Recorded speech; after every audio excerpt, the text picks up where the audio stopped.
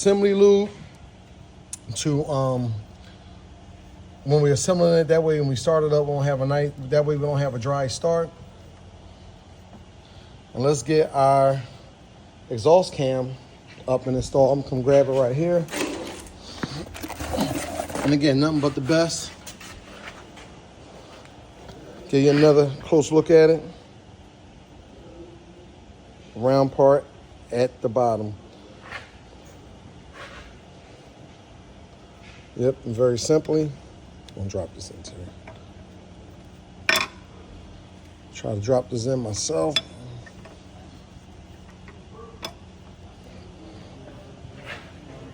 We're gonna get our marks and everything lined up. Then we're gonna get our tool installed. All right, so let me show you guys how we get these timing gears installed. They don't really go any particular way. What you do, you slide your timing gear on, and you make sure on this side of the chain, on the driver's side of the engine, once you get the chain on, you make sure you remove all the slack. So you're gonna turn this counterclockwise. And what that'll do, that'll remove, see that slack? And that's no slack. That'll remove all your slack.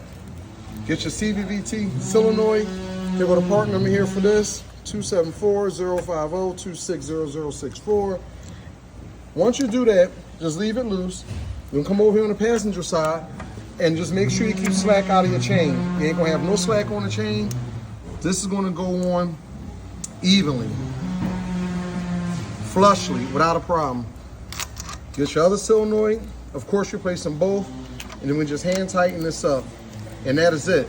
There's no reference marks. There's no keyways that these timing gears go on. They just slide on.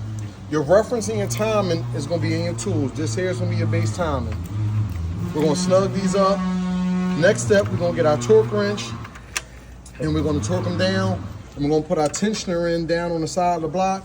And then we're gonna turn this thing around 2 times. When we turn it around 2 times, once it gets back up to top dead center, then that should line right up. Pretty simple. All right, so we're gonna get our tensioner screwed in, go into the side of the block. Once you get it screwed in, you might be able to slowly see this little slack come out the chain. You see that? That's how you know your timing chain is getting tight. We have no slack on this side of the chain. Once you put the timing chain tensioner in, it took the slack off this side of the chain.